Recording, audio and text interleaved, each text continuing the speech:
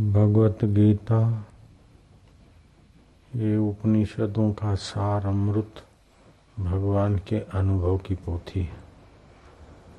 भगवान ऐसी ऊंची बात बताते हैं कि जिसको पाने का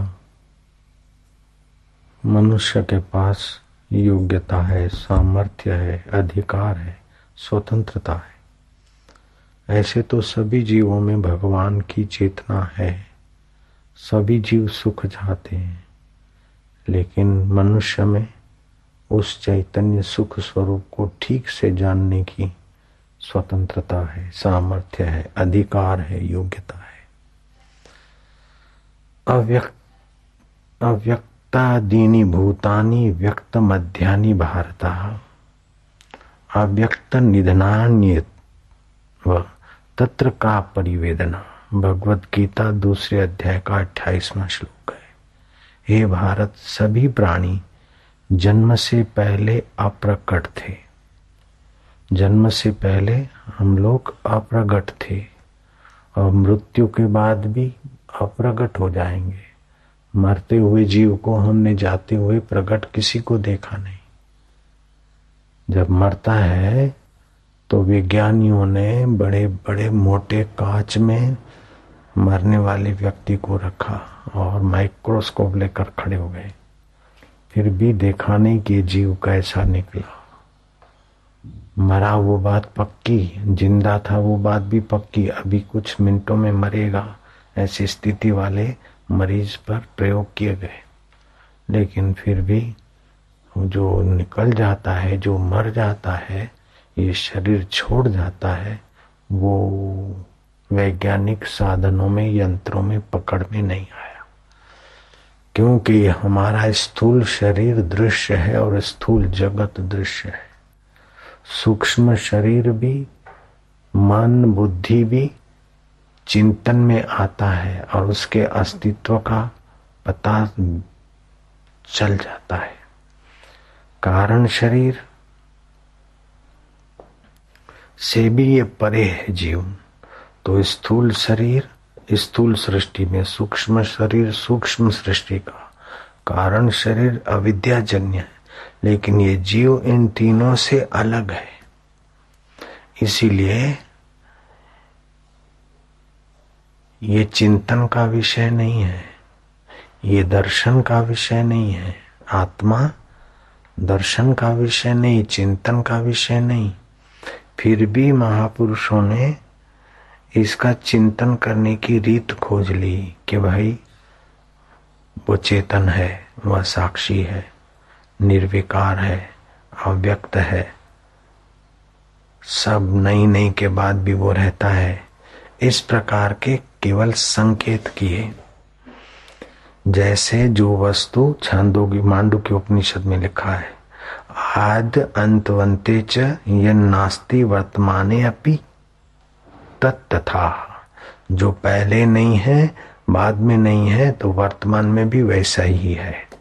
जैसे स्वप्ना पहले नहीं था, स्वप्ना बाद में नहीं है, तो स्वप्ना जब दिख रहा है वो भी नहीं में ही जा रहा है। ऐसे ही समुद्र में तरंग पहले नहीं थे, बाद में नहीं रहेंगे, तो अभी भी हो के नहीं में जा रहे हैं। ऐसे ये शरीर पहले नहीं था, बाद में नहीं रहेगा, तो अभी भी नहीं के तरफ जा रहा है। सब नहीं के तरफ जा रहा है, तो उसकी चिंता इतनी सारी क्यों करना? इसकी फिक्र में फंस के मरने की क्या जरूरत है? दिक्कतें क्यों बनाना? जब शरीर को सच्चा मानते हैं, संसार को सच्चा मानते हैं, तभी दिक्कतें बनती है। जब शरीर पहले नहीं था, बाद में नहीं रहेगा, अभी भी नहीं के तरफ जा रहा है, तो फिर दिक्कत का ही दिक्कत नहीं। ऐसे ही दुख पहले नहीं था, जो पहले नहीं था अभी दुख आया है, जो पहले नहीं था अभी आया है, तो वो एक थोड़े समय में नहीं हो जाएगा। लेकिन हम नासमझी से दुख को इतना महत्व देते हैं कि दुख हमारे सिर पे चढ़ जाता है और हम दुख से दब मरते। ऐसे ही सुख अभी आया, तो पहले सुख नहीं था, तो पहले सुख नहीं था तो थोड़े दिन में सुख नहीं हो जाएगा, लेकिन सुख नहीं था तब भी हम थे, सुख है तब भी हम हैं, और सुख नहीं हो जाएगा तब भी हम रहेंगे। तो हम है चैतन्य और शाश्वत नित्य, सुख है अनित्य। हम है ज्ञान स्वरूप और सुख है अज्ञान स्वरूप। हमारे सिवाय सुख नहीं दिख सकता, हमारे सिवाय दुख नहीं दिख सकता, हमारे सिवाय शरीर नहीं रह सकता, और शरीर के सिवा हम रह सकते। सोने के बिना गहना नहीं रह सकता, लेकिन गहने के बिना सोना रह सकता है। पानी के बिना तरंग नहीं रह सकता, लेकिन तरंग के बिना पानी रह सकता है। तो भगवान कहते हैं कि हे भारत, सभी प्राणी जन्म से पहले अप्रकट थे और मृत्यु के बाद भी अप्रकट हो जाएंगे, केवल बीच में प्रकट दिखते हैं। अतः इसमें शोक करने की क्या बात है? तो पहले नहीं था, बाद में नहीं रहेगा, अभी भी नहीं के तरफ जा रहा है, उन बातों में फिर शोक करके डूबने की क्या जरूरत है? जो आदमी भूतकाल का चिंतन करता है उसे तमोगुण घेर लेता है और शोक में पड़ेगा। जो भविष्य का चिंतन करता है उसको रजोगुण घेर लेगा। लेकिन जो निश्चिंत नारायण के चिंतन और आनंद में रहता है उसका सत्वगुण और ज्ञान बढ़ेगा। उस सत्व स्वरूप में और ज्ञान स्वरूप ईश्वर में प्रीति करो। भजन इस स्थूल शरीर से नहीं होता है, भजन भाव शरीर से होता है। ये जो व्यक्त में दो प्रकार होते हैं, व्यक्ति भी एक,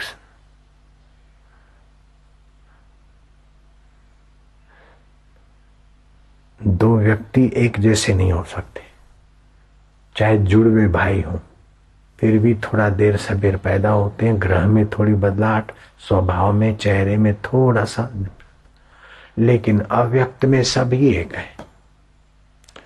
देखने में दो व्यक्ति एक नहीं होंगे, लेकिन आत्म रूप से करोड़ों व्यक्ति एक ही स्वरूप है। तो उस एक ही स्वरूप का भजन सुमरण करने से जीव सब दुखों से छूट जाता है, सब कर्म बंधनों से छूट जाता है, सब शोकों से पापों से छूट जाता है, और ऐसा विलक्षण ज्ञान, ऐसा विलक्षण आनंद, ऐसा विलक्षण जीवन की प्राप्ति होती है कि पृथ्वी का राज्य का सुख भी एक तरफ रखो तो कोई माना नहीं रखता। इंद्र का पद भी दे दो तो आत्मज्ञान के सुख के आगे वो इंद्र का पद भी कोई माना नहीं रखता। इतना आत्मज्ञान होने से परम शांति और परम सुख प्राप्त होता है। तो कैसे हो? तो ये भाव शरीर से भजन होता है। पनगारी सुनु प्रेम सम भजनन दूसरो आन। आप उस अव्यक्त स्वरूप परमात्मा में प्रीति कीजिए। भजताम प्रीति पूर्वकम ददामी बुद्धि योगम तुम। जो मुझे प्रीति पूर्वक भजता है उसको मैं बुद्धि योग देता हूँ। जो प्रीति पूर्वक भजते हैं उसको बुद्धि योग मिलता है।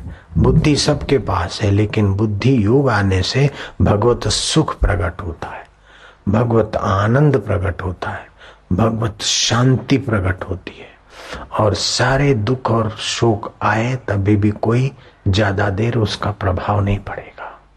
मृत्यु भी आ जाए तो मृत्यु शरीर की होती है। ये शरीर नहीं था तभी आप थे। शरीर नહોતું, તમે નહોતા જન્મ્યા ત્યારે તમે હતા, અને બાબલા હતા ત્યારે હતા, જુવાન હતા ત્યારે હતા, અને મર્યા પછી પણ તમે રહેશો। मरने के बाद भी तुम तो रहोगे, चाहे स्वर्ग में रहें चाहे नरक में रहेंगे, लेकिन आप तो रहेंगे। तो वो अव्यक्त शरीर, अव्यक्त स्वरूप है।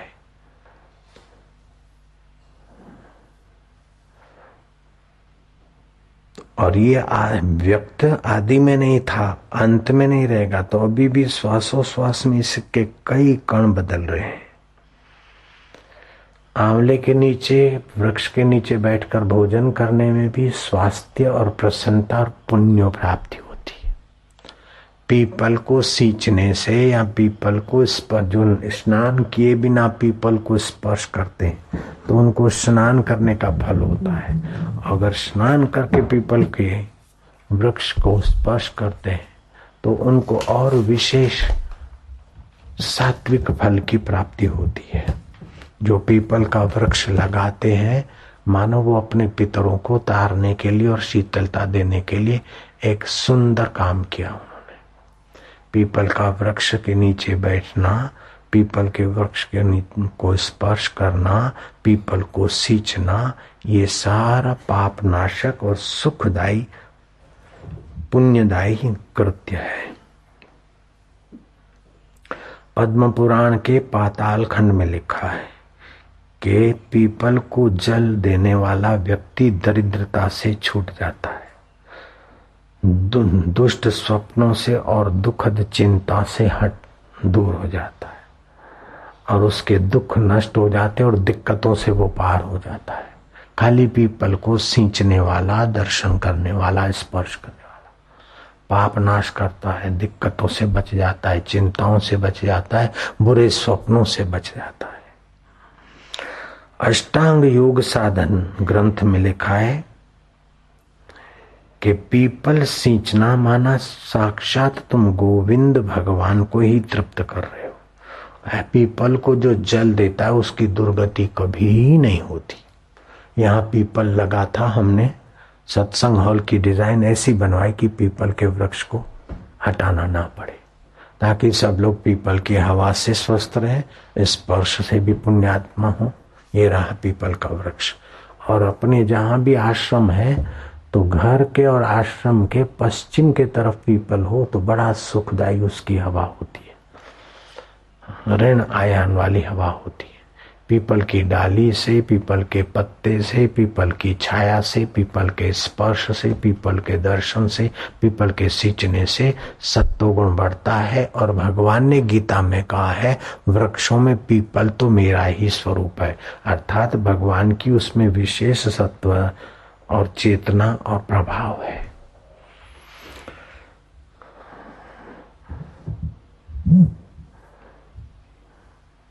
सबका कारणभूत प्रकृति में भी जो विकृति है तो प्रकृति बदलती है, प्रकृति में विकृति होती है, लेकिन इस जीवात्मा में विकृति नहीं होती। जैसे बुद्धि कभी विकृत हो गई, शरीर विकृत हो गया, मन विकृत हो गया, लेकिन उसको जानने वाला अव्यक्त आत्मा वही का वही।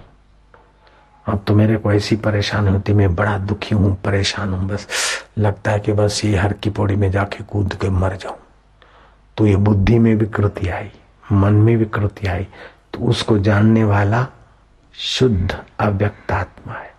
इस प्रकार का चिंतन करने से किसी प्रेत का प्रभाव अथवा किसी दुस्वप्न और दुश्चिंतन का प्रभाव से आदमी बच जाएगा, आत्महत्या से बच जाएगा। लगता है कि फलाने को मार दो, तो ये विकृति आई, द्वेष आया, बुद्धि में आया, ओम प्रभु नारायण नारायण, ये विकृति बुद्धि में आई, मन में आई, बचाओ, तुरंत आपकी बुद्धि शुद्ध हो जाएगी।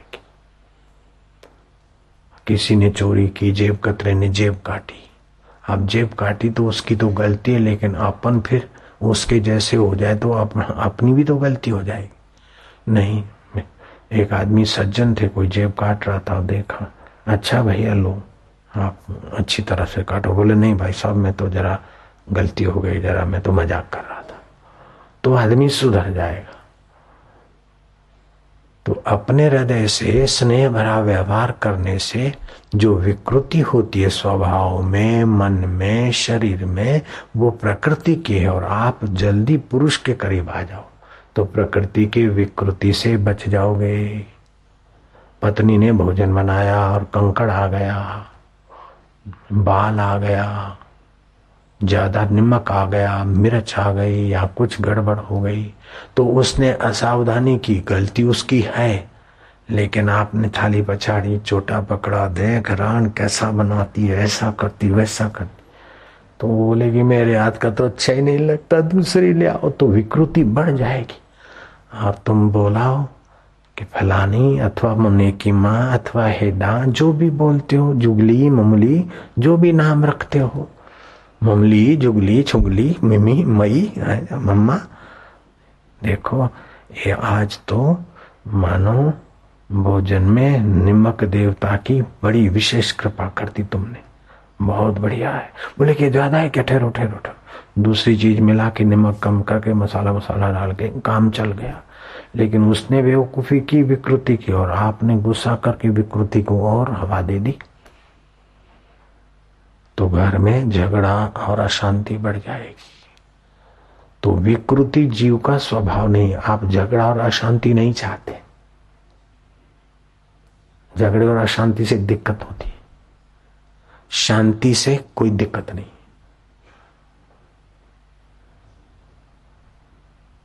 शांति में आदमी घंटों भर रह सकता है, लेकिन क्रोध में 1 घंटा भी सतत नहीं रह सकते।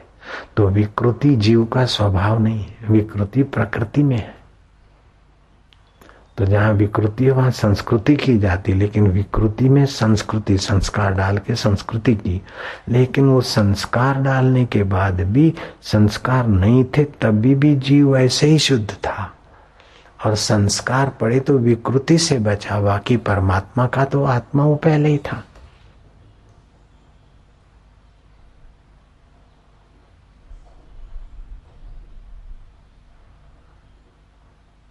जैसे पीपल के वृक्ष को सींचना और पूजा करने से विष्णु भगवान की पूजा, सब ग्रहों की पूजा और पितरों की तृप्ति मानी जाती है, पाताल खंड में लिखा है पद्म पुराण।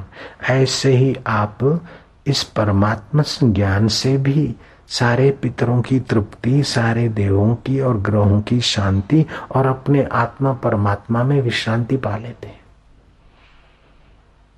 तीर्थ नाए एक फल, धर्म लाभ होगा।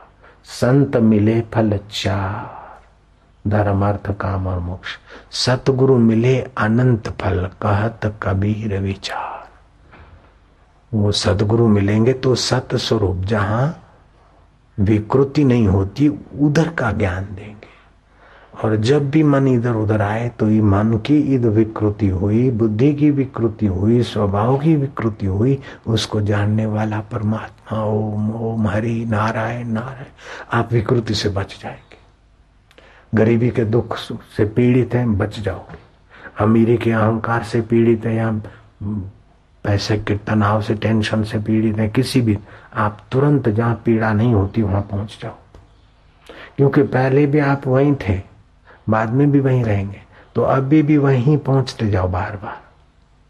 जैसे जंगल में आग लगती ना, तो सियाने जानवर क्या करते हैं कि सरोवर में आके खड़े हो जाते पानी में, तो जंगल की आग उनको सता नहीं सकती।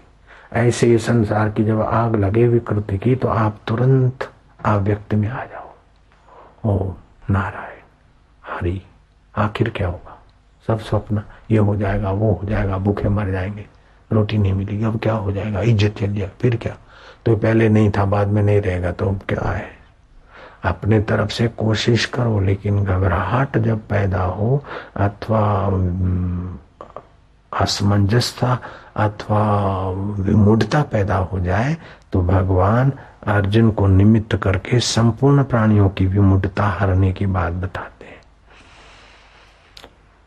कि यह सारा संसार मेरे में अव्यक्त स्वरूप में व्याप्त है, संपूर्ण प्राणी मेरे में स्थित है, परंतु मैं उनमें स्थित नहीं, तथा वे प्राणी भी मेरे में स्थित नहीं है। ईश्वर की प्रकृति परा अव्यक्त और जीव अपरा, तो एक व्यक्त ईश्वर की 2 प्रकृतियां हैं। ईश्वर की 2 प्रकृति, एक परा मना अव्यक्त प्रकृति, वो जीव रूप है, जीव भी अव्यक्त है, और दूसरी अपरा जो व्यक्त, तो शरीर ईश्वर के आत्मा की 2 प्रकृति, एक अव्यक्त और एक व्यक्त। तो शरीर है व्यक्त, दिखता है, और जीव है अव्यक्त।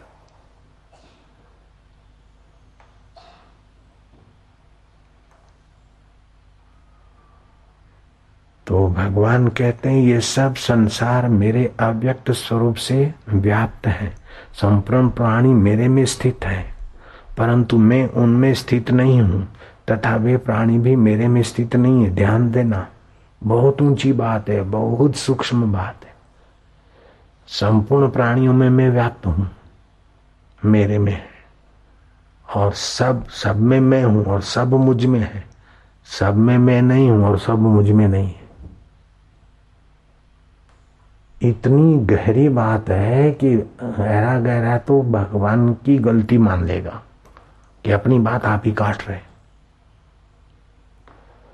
मया ततिदम सर्वम जगत अव्यक्त मूर्तिना मत स्थानी सर्वभूतानि न चाहम ते अहम युवावस्थिता।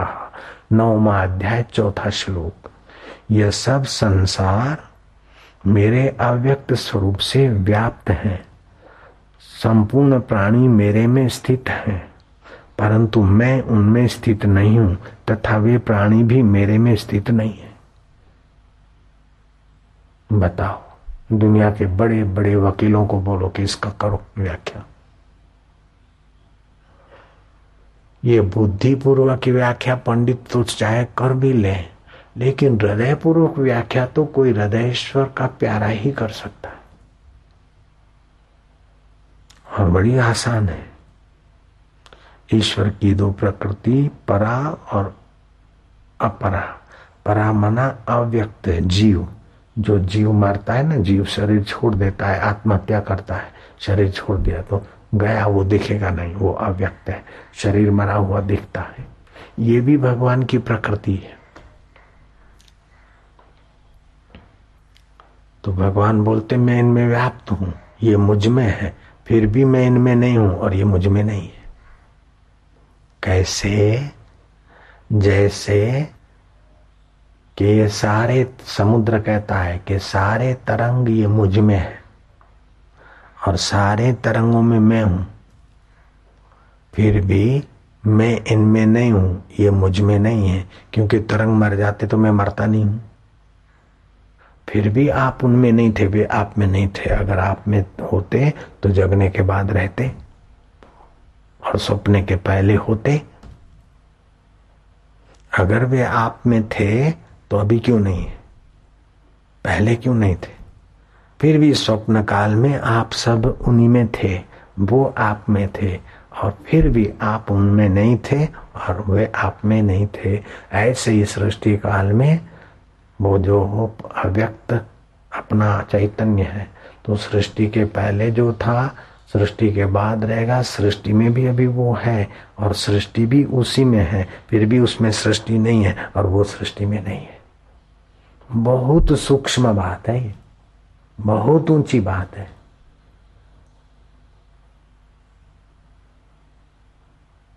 और भगवत प्राप्ति का तो सभी को जन्म सिद्ध अधिकार है। जब तक भगवत प्राप्ति नहीं हुई तब तक कुछ भी प्राप्त हुआ तो धोखा है। मेरे को धन मिल गया, मेरे को पत्नी मिल गई, मेरे को बेटा मिल गया, मेरे को पति मिल गया, मेरे को फलाना मिल गया, और शरीर पहले था नहीं, बाद में नहीं रहेगा, तो मिला हुआ कब तक रहेगा? जरा सा सोचो तो एकदम धोखे में जी रहे। अभी 10 करोड़ का बिजनेस किया, 1 करोड़ मिल गया, अब 100 करोड़ का करूंगा तो 10-20 करोड़ कमा लूंगा, फिर 500 करोड़ का करूंगा, बस उसी में समय गवा के 5000 करोड़ वाली व्यक्ति विल करके चली गई। अब वो झगड़े में पड़ा है बिरला ग्रुप का पैसा। वो बेचारे बोलते हैं कि हमको तो नहीं चाहिए, लेकिन ये 5 करोड़ अच्छे काम में लगने चाहिए। तो जब शरीर भी नहीं रहा तो वो बाई के 5 करोड़ कैसे हो? 5000 करोड़। 1 लाख रुपए एक कुटुंब को दे, तभी भी 5 लाख कुटुंब की जिंदगी बदल जाए। एक माई के इतने पैसे थे, 5000 करोड़। लाख रुपया एक परिवार को, गरीब परिवार को देवे तो 5 लाख परिवार, 5000 करोड़ माना 5 लाख परिवार। बिल्कुल सीधा गणित है। वो बोलेंगे कोई दिक्कत नहीं है, अच्छी जिंदगी हो गई। लेकिन अच्छी जिंदगी जिनके पास लाख 2-2 लाख है वो भी दुखी हो रहे हैं। तो लाख मिल जाएंगे 5 लाख परिवारों को, तो अच्छी जिंदगी हो जाएगी। ये तो ऐसे ही चलता रहेगा। अच्छी जिंदगी तो होगी कि श्री कृष्ण के ज्ञान से। फिर चाहे 5 लाख हो, चाहे 5 रुपए हो, चाहे 5 दमड़ी भी ना हो, कोई दिक्कत नहीं। चाहे नारायण हरि नारायण हरि। आप जो अव्यक्त अपना स्वरूप है उसको जान लोगे तो आपके पास 5 दमड़ी नहीं है तभी भी आपको कोई तकलीफ नहीं, और 5,000 करोड़ है तभी भी आप सुंदर व्यवस्था करके जाओगे।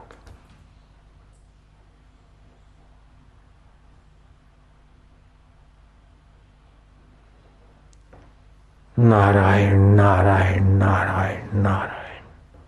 तो आप थोड़ा समय केवल निकालिए अपने लिए। शरीर के लिए तो आप 8 घंटे काम करते हैं, अपने लिए कितना करते हैं? अपने लिए समय निकालिए। आप अव्यक्त है, जो व्यक्त है पहले नहीं था बाद में नहीं रहेगा, इसके पीछे सारी जिंदगी खप रहे हैं। और जो पहले था अब भी है, जिसकी सत्ता से ये शरीर दिखता है। अगर आप नहीं है तो शरीर की क्या कीमत है साहब? आप अगर इस शरीर से नाता छोड़ देते तो आपके 100, 200, 500 लाख, 2 लाख, 50 लाख करोड़ क्या काम के? तो તમારા કારણે શરીર છે, શરીરના કારણે તમે નથી। શરીર નહોતું ત્યારે તમે હતા, શરીર છે તો તમે છો, ને શરીર નહીં રહે તો भी तुम रहोगे। तो तुम अविनाशी हो, शरीर नाशवान है। तुम चेतन हो, शरीर जड़ है। तुम ज्ञान स्वरूप हो और शरीर अज्ञान स्वरूप है। तुम शाश्वत हो और शरीर नश्वर है। तो शाश्वत होकर नश्वर की चिंता में खप रहा है, चेतन होकर जड़ के चक्कर में दिक्कतों पर दिक्कत आ रही। बोलता है काई दिक्कत नहीं, लेकिन इनकम टैक्स का जरा नोटिस आ जाए तो दिक्कत हो गई, जरा खाना पचा नहीं तो दिक्कत हो गई, जरा बुढ़ापा आया तो जोड़ों में दर्द तो दिक्कत हो गई। काई दिक्कत नहीं, जीवन भर रटता रहा आदत के अनुसार, लेकिन फिर भी देखो दिक्कत ही दिक्कत। जहां कोई दिक्कत नहीं पहुंचती है वहां अपनी बुद्धि को लगाओ।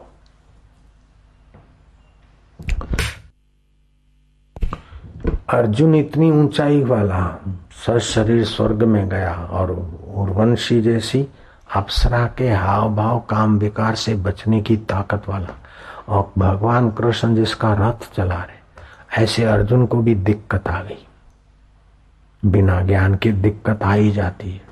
कोई दिक्कत नहीं बोलने वालों को भी दिक्कतें आई है। जो दिखता है उसको व्यक्त कहते हैं और जो नहीं दिखता है उसको अव्यक्त कहते हैं। तो नहीं दिखने में सूक्ष्म चीज भी नहीं दिखती है, फिर भी वो सूक्ष्म साधनों से दिखती है। जैसे माइक्रोस्कोप से कोई चीजें दिखती है, टेलीविजन की चीजें टेलीविजन पे दिखती है, रेडियो के तरंग रेडियो से दिखते हैं, तो ये भी व्यक्त है। लेकिन आत्मा ऐसा भी नहीं है कि किसी माइक्रोस्कोप से दिखे अथवा किसी और साधन से दिखे। सारे साधन जिसकी सत्ता से देखने की दिखाने की योग्यता लाते वो है परमात्मा। मति न लखे, जो मति लखे सो मैं शुद्ध पार। जो उसको बुद्धि नहीं देख सकती है, लेकिन जो बुद्धि को देखता है, जिसको मन नहीं देख सकता है लेकिन जो मन को देखता है, जिसको शरीर नहीं जानता लेकिन जो शरीर को जानता है। तो शरीर को कौन जानता है? बोले मैं जानता हूं, बस मैं को खोज ले। बुद्धि को कौन जानता है? बोले मैं जानता हूं। दुख को कौन जानता है? बोले मैं जानता हूं। सुख को कौन जानता है? बोले मैं जानता हूं। तो कौन है? बोले मैं जुगलू दत्त तेरे की धोखा खा गया। नहीं बापूजी मैं जानती। तो कौन है? मैं माने को। अरे जा, तू कंकड़ हो गई। फिर जब शरीर का नाम लेकर अपने को मैं माने तो आप कंकड़ पत्थर हो गए, जड़ वस्तु हो गए। आप मैं वो कौन है इसको खोजोगे ना, तो हो खोजते खोजते खोजने वाला खो गया, जिसको खोजता था वही हो गया। खोजत खोजत कबीरो गयो हेराई, जैसे लूण की पुतली समुद्र को खोजने जाए तो क्या होगा? कोई दिक्कत नहीं है। अरे पूरी दिक्कत आ जाएगी, उसकी आकृति गायब और वो समुद्र हो जाएगी, कोई दिक्कत की नहीं की जगह पे पहुंच जाए। बोलिया जब भी आपनू तभी हुआ खराब, नानक जी ने कहा। समर्थ रामदास ने जप इतना किया, 13 करोड़ 14 करोड़ 15 करोड़, तो भगवान सपने में दर्शन देते 1-3 करोड़ करने से, 4-5 करोड़ करने से तो हस्त की रेखाएं, भाग्य की रेखाएं बदल जाती है। तो जब 15 करोड़ हो तो भगवान तो 13 करोड़ में प्रकट हो गए। फिर जब चाहो तो भगवान को प्रकट कर देते थे, दूसरों को भगवान के दर्शन करा देते थे, सगुण साकार सीताराम आदि के। समर्थ रामदास शिवाजी के गुरु जी। ऐसे समर्थ ने भी अपने दास बोध में लिखा है कि अपना उद्धार करना हो तो अद्वैत ग्रंथों का अध्ययन करना चाहिए। भगवान अलग है, आप अलग है, ये तो द्वैत हुआ। लेकिन भगवान का आत्मा और आपका आत्मा, भगवान का मैं और आपका मैं मूल में एक ही है, ऐसा तत्व ज्ञान ग्रंथों का करना चाहिए, अध्ययन करना चाहिए। नरसिंह मेहता, ज्યાં लगी आत्म तत्व चीन्यो नहीं, ત્યાં लगी साधना सर्व झूठी रे। जब तक आत्मज्ञान नहीं हुआ, अपना अव्यक्त स्वरूप का अनुभव नहीं हुआ, तब तक साधना सब झूठी। क्योंकि झूठा लेना, झूठा देना, झूठा खाना, झूठा आना, झूठा पीना, झूठा मिलना, झूठा बिछड़ना, सब झूठ हो गया, स्वप्न हो गया। बचपन में कितनों से मिले, माया तुम याद रखो, वो दिन थे, मंगनी हो रही थी, लाडे गाए रहे थे, शादी के दिनों में नथनी पहरी थी या नहीं,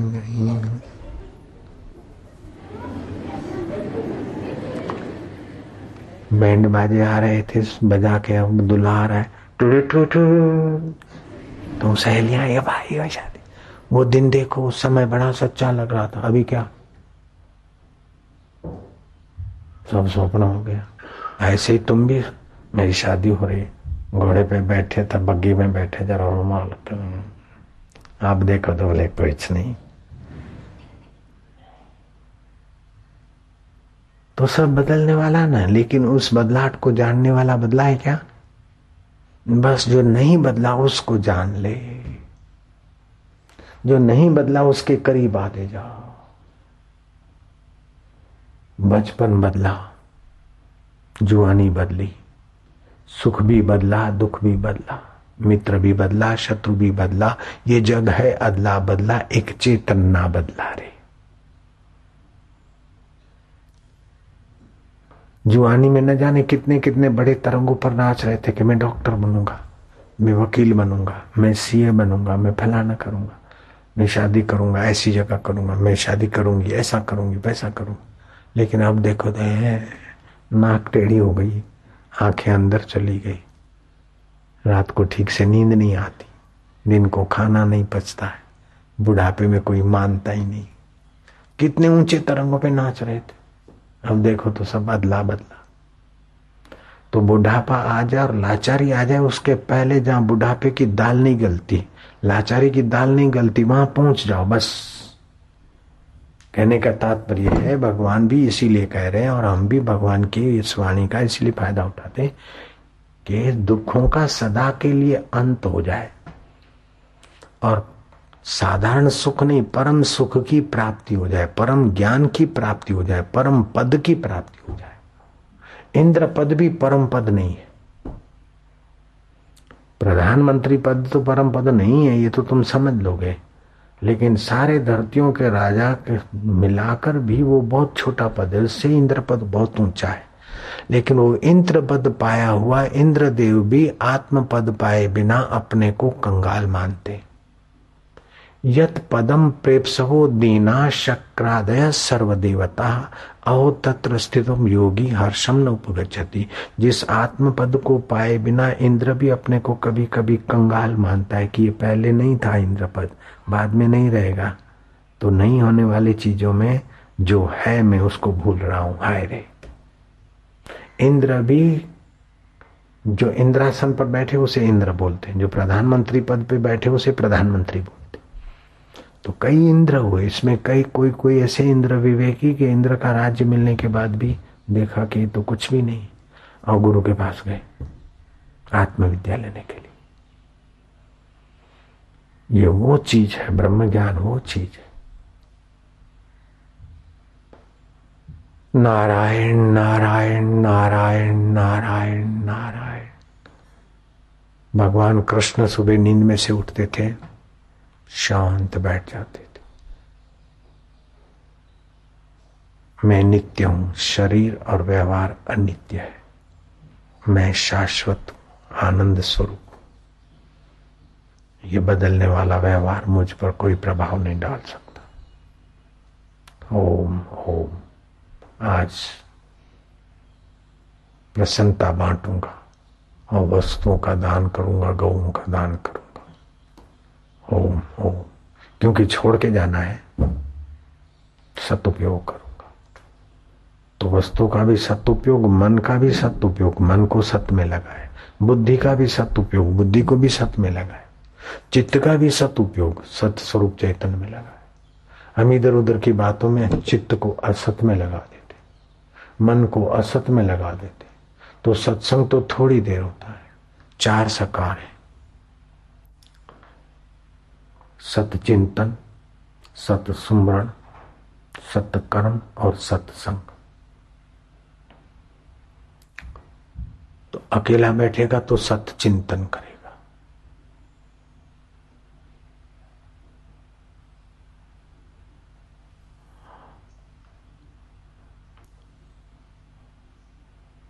कुछ करेगा ईश्वर की प्राप्ति के लिए तो सत्कर्म करेगा।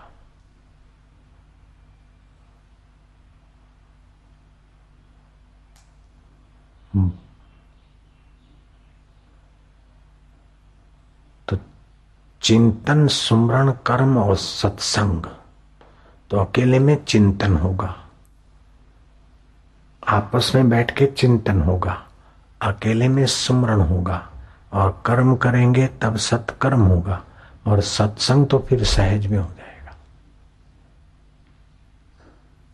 तो सतचिंतन, सत्सुमरण, सत्कर्म और सत्संग। तो सतचिंतन, सत्सुमरण, तो सत्य का सुमरण, सत्य की प्रीति के लिए कर्म हो, तो उसको फिर सत्य के संग में स्थिति हो जाएगी। बस। तो कर्म में भी असत कर्म में न लगे, सत्कर्म में लगे, सुमरण में भी कुसुमरण में न लगे, व्यर्थ के सुमरण में न लगे, सत्य सुमरण में लगे। चिंतन अकेले में बैठा तो व्यर्थ का चिंतन न करे, सत्य का चिंतन करे, तो परमात्मा ज्ञान हो जाएगा।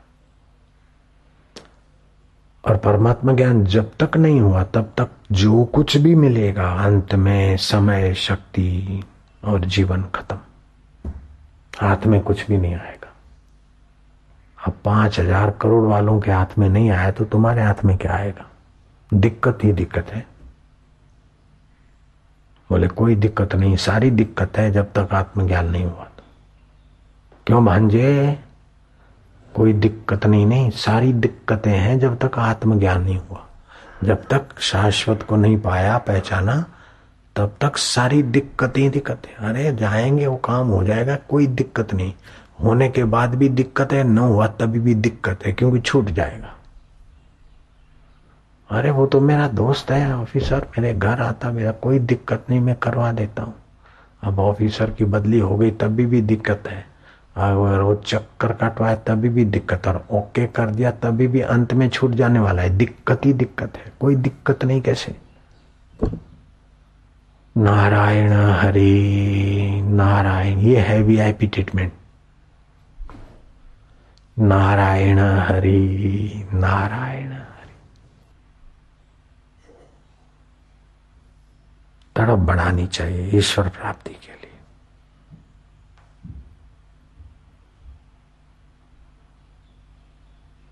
तो विकार शरीर में होता है, विकार बुद्धि में होता है, मन में होता है, लेकिन जो निर्विकार अपना नारायण अव्यक्त स्वरूप है उसको पाले। तो निर्विकारी सुख, निर्विकारी संबंध, निर्विकारी आनंद, निर्विकारी नारायण के साथ आपका जो शाश्वत संबंध है उसका साक्षात्कार हो जाएगा।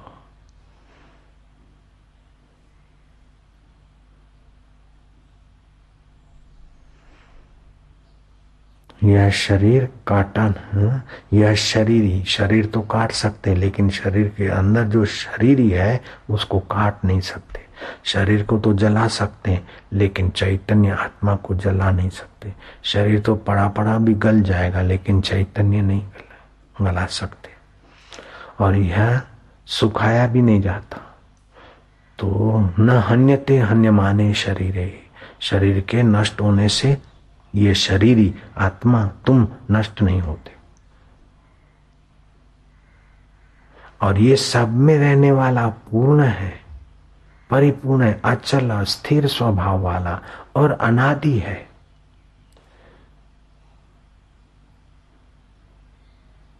एक होता है देह, दूसरा होता है देही। तो देह तो दिखता है, देही नहीं दिखता है। तो देही की महिमा अपरंपार है। इसमें उनका वर्णन करना बड़ा कठिन है, फिर भी उसको सुगम कर दिया महापुरुषों ने। अच्छेद्य, अदाह्य, अक्लेद्य, अशोष्य, अचलः, अव्यक्त, अचिंत्य, अविकार्य। इसमें विकार नहीं है, ये इसका चिंतन नहीं कर सकते हो, सारे चिंतन इसी से बुद्धि करती है। इसको व्यक्त नहीं करते हो, सारा व्यक्त इसी से होता है। ये अचल है, सारे चल कार्य इसी से होते हैं। ये अशोष्य है, सारे शोष्य इसी से दिखते हैं। अक्लेद्य, सारे क्लेद्य इसी से दिखते हैं। अदाह्य, सारा दाहन इसी से दिखता है। अच्छेद्य, सारा छेदन भेदन इसी से दिखता है। ये 8 विशेषताएं इस परमात्मा की वर्णन करके विधि मुख से उपदेश दिया, निषेध मुख से उपदेश दिया। भाई ये सुखाया नहीं जा सकता, ये नहीं किया जा सकता, ये निषेध मुख हो गया। और ये विधि मुख, विधि मुख निषेध मुख से उपदेश देकर जीव को जगा दिया। तो बस उसको इतना मिला कि सारी सृष्टि का वैभव भी उस आत्म ज्ञान के आगे कोई माना नहीं रखता। एक बार ब्रह्मा जी अपने बड़े बेटे पर इतने प्रसन्न हुए कि बेटा जो चाहिए तू मांग ले, तूने मेरी आज्ञा का पालन किया है, मैं तुझ पर प्रसन्न हूं। तो बेटे का नाम था अथर्व, ब्रह्मा जी के ज्येष्ठ बड़े बेटे का नाम। तो उसने कहा कि पिताजी आप तो सृष्टि के कर्ता हो और सारे रहस्यों को जानते हो, सबसे जो उत्तम चीज है आप वही दीजिए मेरे को। ओम ब्रह्मा देवानां प्रथमा विश्वस्य कर्ता भुवनस्य गुप्ता स ब्रह्म विद्या सर्व विद्यायां प्रतिष्ठाय अथर्वाय प्रतिप्राह। ब्रह्मा जी सृष्टि के कर्ता हैं, भुवनों के रहस्य जानकार। अपने ज्येष्ठ पुत्र को, बड़े बेटे को प्रसन्न होकर सबसे ऊंची चीज देने को जब बेटे ने प्रार्थना की तो वही दिया, ये ब्रह्म ज्ञान जो अभी तुम सुन रहे हो, आत्मविद्या दिया। ऐसा नहीं इंद्र बना दे, चलो प्राइम मिनिस्टर बन जाओ। प्राइम मिनिस्टर बनने के बाद भी क्या होता है, जो भूतपूर्व बैठे हैं देखो, और अभी भी जो है वो भी भूतपूर्व हो जाएंगे देर सवेर। किसी भी पद पे हम बैठे तो मिली हुई चीज है ना वो तो छूटेगी। भगवान शाश्वत है। भगवान ऐसा नहीं कि भगवान मिलेंगे, भगवान मिले मिलाए, कि केवल भगवान और हमारे बीच की नासमझी हटी तो बस मिले। जो मिला मिलाया है लेकिन उसका ज्ञान नहीं है, उसकी स्मृति नहीं, उसकी प्रीति नहीं, तो भगवान का होना तो है ही है, भगवान तो छे, लेकिन भगवान का ज्ञान होना भगवान की स्मृति होना, भगवान की प्रीति होना, ये 4 चांद लाती। एक भिखमंगा था, उसने ठान लिया कि मैं लखपति बनूंगा, करोड़पति बनूंगा। तो उसने क्या करा, तो दूसरे भिखमंगे तो सुबह 10 बजे की गाड़ी पे अपनी चादर बिछाकर बैठ जाते स्टेशन पे, वो तो सुबह 4 बजे चादर बिछा के बैठ जाता। और उसने वहीं अपना छोटा मोटा छपड़ा तंबू तान लिया। भाई साहब कुछ देते जाओ, कुछ। सुबह 4 बजे से भीख मांगे मांगे, रात को कभी 2 बजे वाली गाड़ी आवे लेट सेट, तभी भी बैठ जाए।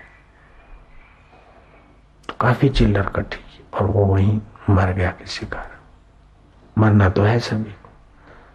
जब समाज सुधारक को ने देखा कि ये भीख मांगा, तो जो कुछ डिब्बे बिब्बे खोद काद के थोड़े रख दिए थे चिल्लर के, बड़ी चिल्लर करके, देखा कि क्या है, जरा खोदें। तो जरा गहरे चले गए तो पुराने जमाने के राजा के सोने के देगे हीरों से भरी थी। अब वो फिर भी जीवन भर भीख मांग रहा था, उन्हीं पर रह रहा था। देगे भरी थी, सोने की देगे हीरे जवाहरात से भरी थी, लेकिन भीख मांगा 10-10, 5-5 पैसे भीख मांग के अमीर होना चाहता था। मांगने की जरूरत नहीं थी, जहां बैठा था वहीं गहरा खुद था। ऐसे ही हम मांग रहे कि चाहे तू सुख दे, पान मसाला तू सुख दे, संभोग तू सुख दे, फलाना तू सुख दे। भीख मांगे मांगे खपे जा रहे, लेकिन जिसकी सत्ता से जहां बैठे हैं वहां अगर खोजे तो आनंद ही आनंद। डिठो मुख शहनशाह जो हींअरे थियुम करार, लथा रोग शरीर जा सतगुर जे दीदार। उस शाहों के शाह परमात्मा में विश्रांति पाई तो शरीर की चिंता, उधर चिंता, प्रिय चर्चा, विरहीना संभालना, स्वस्वरूपे स्थिर था ये बदा सहजे टड़े। वो सब सारे दुख मिट जाएंगे एक साथ। जैसे नींद में सब समान हो जाते, चेहरे में सब समान नहीं, नींद में सब समान अव्यक्त में चले जाते। चाहे पलंग पे सोया हो राजाई पलंग पे, चाहे फुटपाथ पे गहरी नींद में, सब अव्यक्त में आ जाते। ऐसे जागृत में जो अव्यक्त में आ गया, आहा, उसका तो काम बन गया। उसके दर्शन करने वाले का भी पुण्य लाभ हो जाएगा।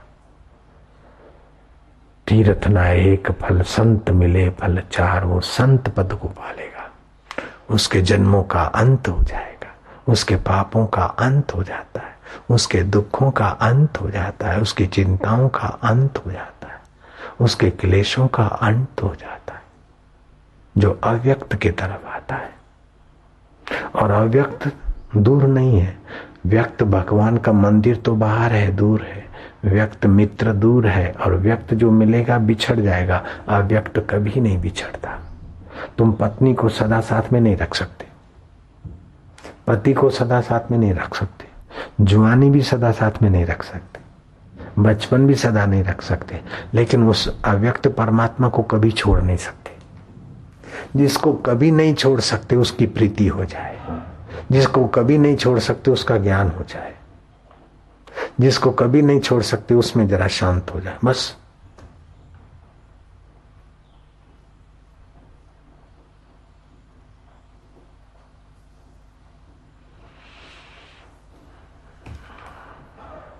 हाइशो की आदत पड़ी है ना, तो सत्संग में भी धमाधम इधर भी कुछ ना कुछ करो। कुछ ऐसा भी समय लाओ कि बस उसके चिंतन करते करते जिसके लिए कर रहे हो उसी में थोड़ी क्षण डूब जाए, फिर मन इधर उतर जाए। ओम ओम शांति। ओम जिसके लिए कर रहे हो उसी में थोड़ी क्षण डूब जाए, फिर मन इधर उतर जाए। ओम ओम शांति। ओम क्या हुआ, मैं कौन? कई लोग बोलते बापू हम आपको जल्दी पाले, तो पालो। बापू जी आप कैसे मिलेंगे? मैं अभी मिल रहे हैं।